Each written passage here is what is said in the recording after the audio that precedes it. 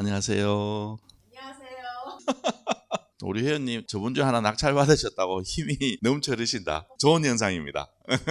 그러면 슬슬 시작합시다. 우리가 경매를 한다 그러지 사실 경매를 하시는 분들은 경매도 보고 공매도 많이 봐야 돼요. 같이 보셔야 돼요, 항상. 그래서 어떻게 보면 경매는 좀 쉽게 접근할 수 있고 공매는 살짝 어려운 감이 있다 이 말이에요. 근데 사실 그것도 계속 보다 보면 경매처럼 똑같이 쉬워질 거예요. 근데 이제 안 익숙하다 보니까 어렵게 느껴지는 거예요, 이게.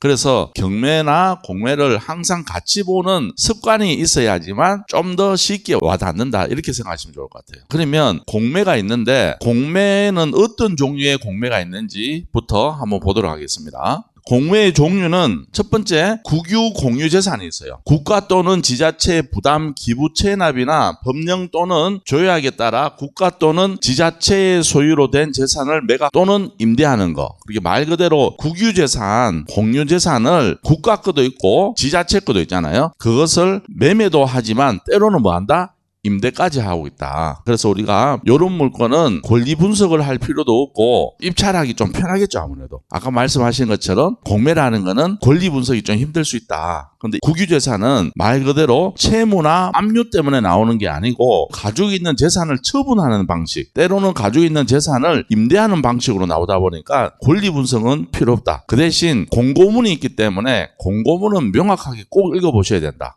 그거는 제가 이따가 다시 한번 설명해 드리도록 하겠습니다. 두 번째는 압류재산이 있습니다. 우리가 공매에서 가장 흔하게 보이는 게 뭐다? 압류재산이다. 그래서 압류재산은 경매랑 같이 보시면 돼요. 그 대신 권리 분석은 또 명확하게 하셔야 되고, 그리고 압류재산이기 때문에 경매의 장점하고 똑같은 부분이 굉장히 많다는 것을 여러분들이 알고 계시면 좋을 것 같다. 그래서 압류재산은 국세, 또 지방세, 공과금, 벌금 등의 체납 등으로 압류된 재산을 매각하는 것입니다. 말 그대로 사업을 하다가 때로는 본의 아니게 힘든 상황에 되어서 세금, 때로는 벌금 이런 것 때문에 나오는 게 뭐다? 압류재산이다. 그렇게 보시면 좋을 것 같아요. 한 2년 전이었나?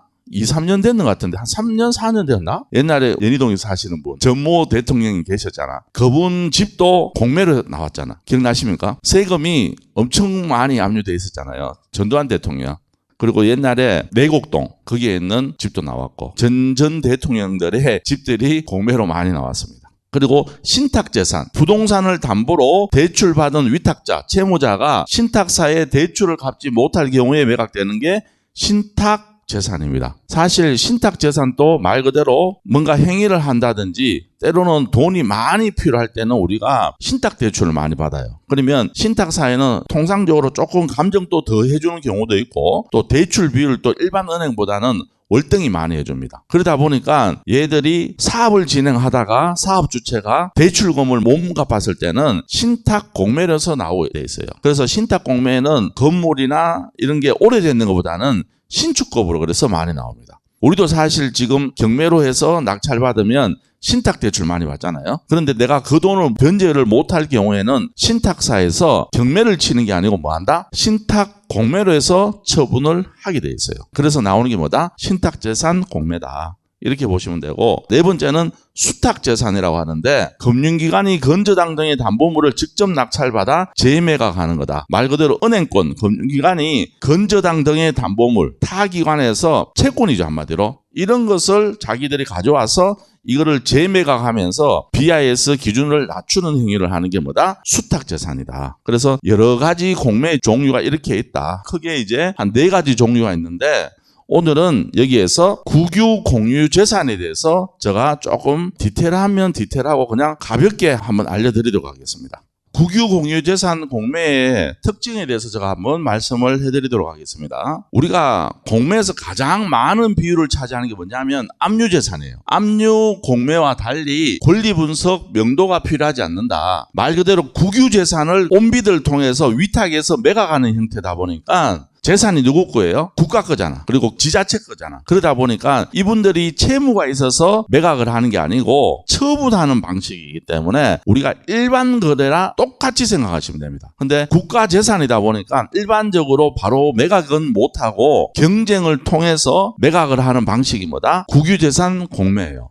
그래서 압류 공매와 다른 점은 권리 분석이 필요 없다. 또 중요한 거는 경매와 공매의 차이점 중에 하나가 뭡니까? 공매는 점유자하고 해결하기 위해서는 명도 소송을 해야 되고, 경매는 가장 쉽게 인도명령 제도를 활용할 수 있는데, 사실 공매를 못하는 이유 중에 하나가 점유자가 안 나가면 어떻게 해요? 안 나가면 뭐 명도 소송하면 되는데 그 기한이 한 6개월에서 1년 정도 걸리니까 그에 대한 부담감 때문에 못 하시는 분들이 굉장히 많아요. 그런데 압류 국유재산 같은 경우에는 권리 분석도 필요 없고 명도를 하지 않아도 된다. 왜 그럴까요? 국가기관 거다 보니까 거기에 세입자가 있다 하더라도 국가기관에서 끝났는 물건만 뭐가 나오겠어요? 매각에 나와 있기 때문에 이거는 권리 분석도 필요 없고 명도를 하지 않아도 되는 굉장한 장점을 갖고 있다. 말 그대로 일반 매매와 동일하다 생각하시면 될 것 같아요. 두 번째는 좋은 입지의 물건들이 자주 나오는 편이에요.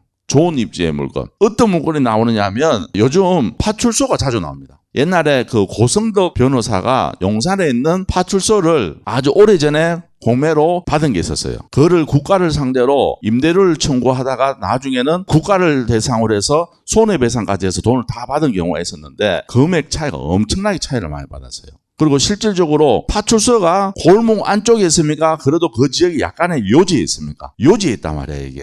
그리고 사람들이 많이 다니는 동선에 있지 숨어 있지는 않잖아, 그렇죠? 그만큼 이 상권 분석을 명확하게 하고 나온 게 뭐예요? 파출소다 말이야. 그래서 이 파출소 자체가 나온다는 거는 굉장히 유리하고 우리 입장에서는 사실 입지 분석도 할 필요 없을 정도로 입지가 탁월한 지역이다. 이렇게 보시면 좋을 것 같아요. 그 다음은 이제 일반 건설 건물도 나오는데 국가가 가지고 있었다면 국가기관에서 사용했다 이 말이에요. 이걸 임대를 목적으로 했는 게 아니고 사용을 목적으로 했기 때문에 굉장히 입지가 좋은 데 있기 때문에 이런 물건도 우리가 국유재산 공매로 나오니까 이런 걸로 조금 관심 가지면 여러분들이 큰 수익도 가져갈 수 있고, 실질적으로 지금 파출소가 지금 몇 개 나와 있죠. 서울의 요지에. 여기는 진짜 입지가 너무 좋은 지역이에요.